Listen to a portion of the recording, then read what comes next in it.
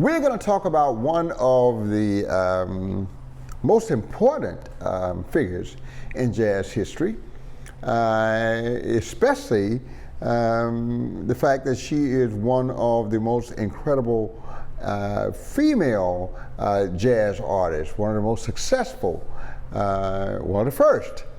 And we're going to talk about her journey.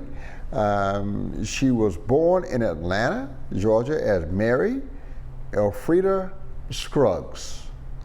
And that's not the name we know her by. She was born in 1910 in Atlanta. And her family soon moved to the Liberty section of Pittsburgh. Big Presbyterian church there, very old, that a lot of blacks attended. And that is where she grew up, in what was a budding integrated neighborhood. And it is that situation that caused her to learn to play the piano.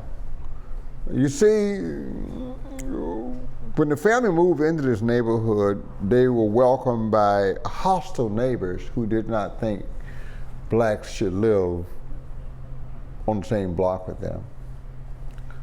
So they had lots of bricks in their house. And I'm not talking about the bricks that established the walls and outer circumference of the building. I'm talking about bricks that came in through the windows. So young Mary, at about 3 years of age, started experimenting with the piano just to calm her own nerves and give her some little degree of comfort in this very hostile situation. Well, what was soon discovered is that she was a natural prodigy on this instrument.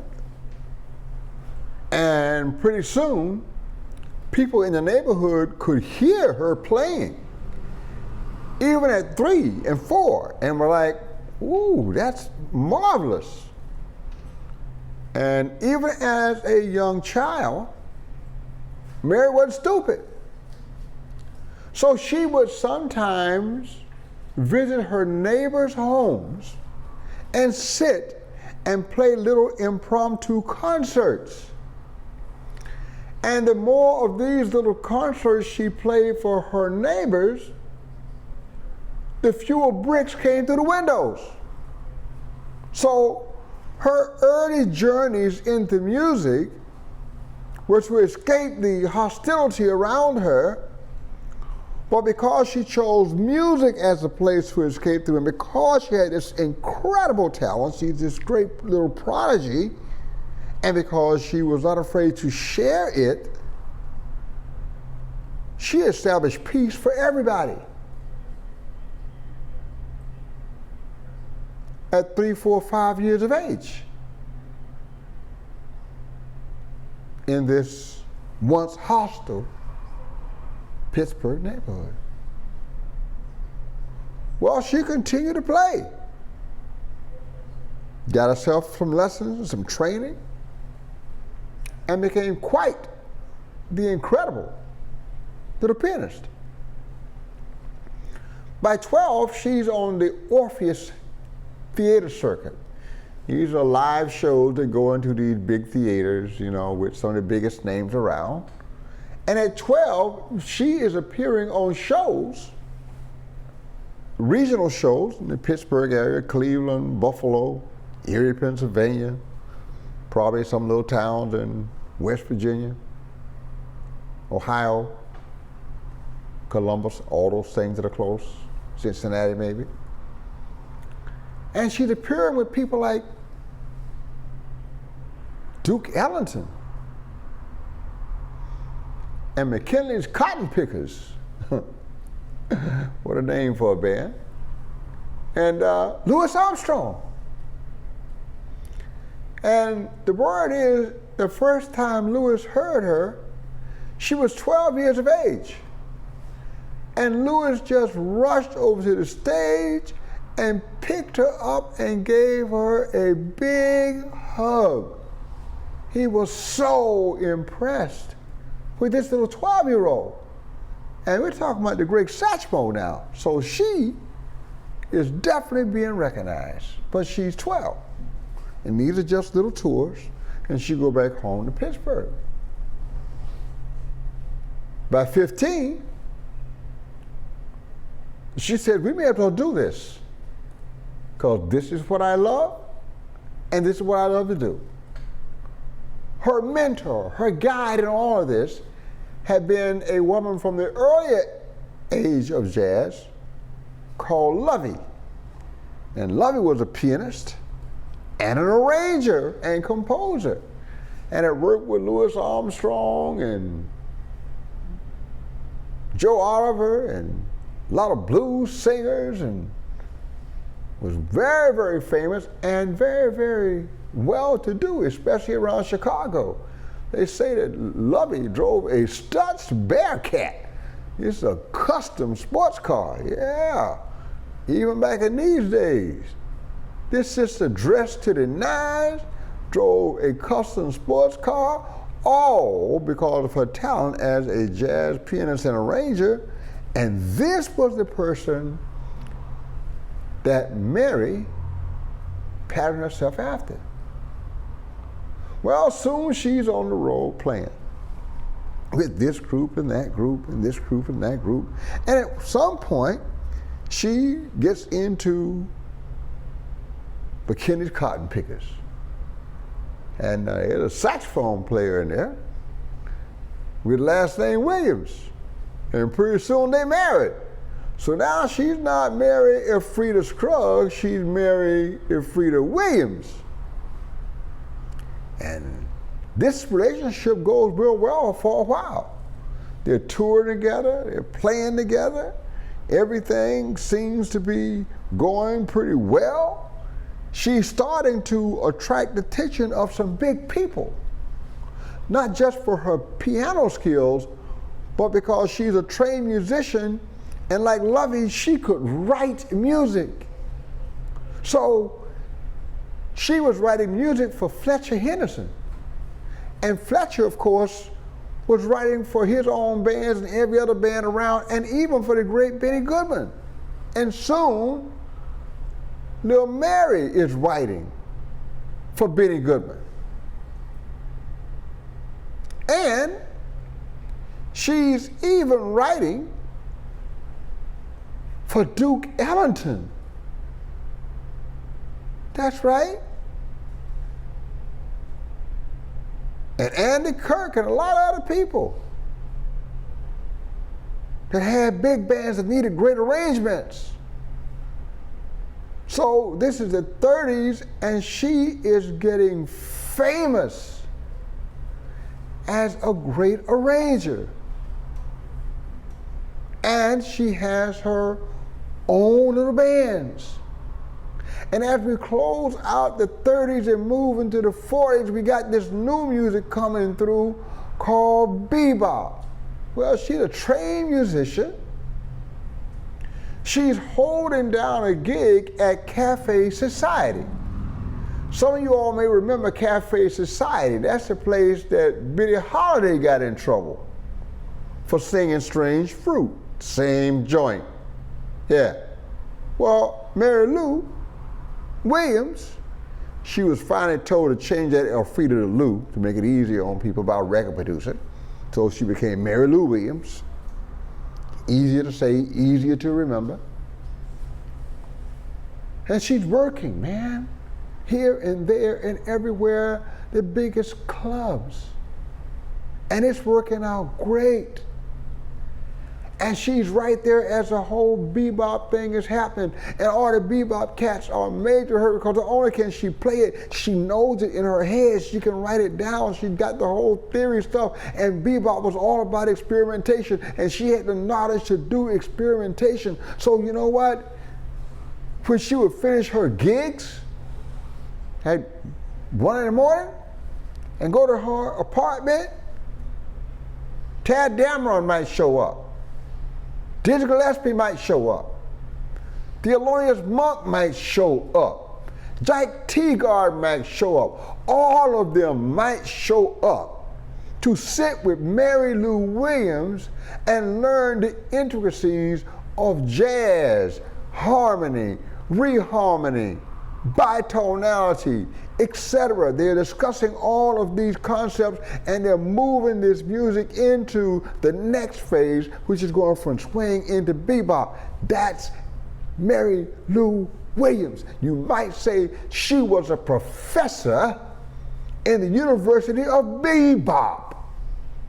But we don't know her. Why is that? Now you know. Now you know. And all these guys sang her praises. And she did this all the time. This is what jazz musicians do. We don't just go out and play a gig and then go home. No, no, no. We go play a gig and then we go find some more musicians to hang out with and share with and continue this experiment because we love this thing we do. It doesn't stop. So is Mary Lou Williams. Now, somewhere around 1945, she decided to write a piece that is immersed with classical influences. It's 12 movements. It's called the Zodiac Suite. And basically, 12 months,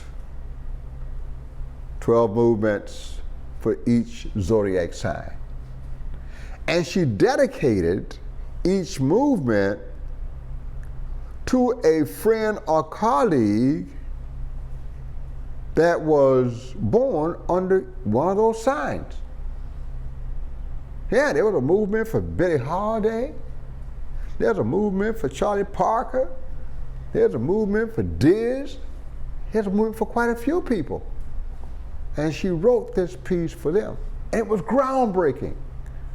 A jazz musician writing what we call third stream music, a blend of jazz and classical music, making it a suite, and then tying it to specific heroes in their life. Who ever heard of such a thing? She started to make her own recordings as a solo pianist with groups and whatnot.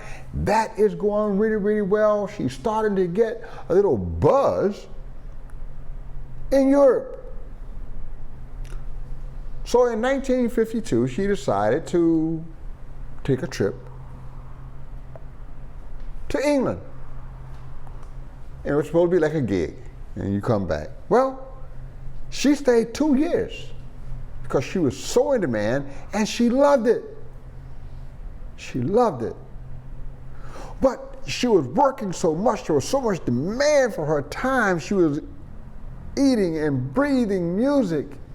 And she got lost in this musical world, and not in a good way. And somewhere around 1954, while playing in Paris, she simply stood up and backed away from the piano and did not touch it again for 3 years.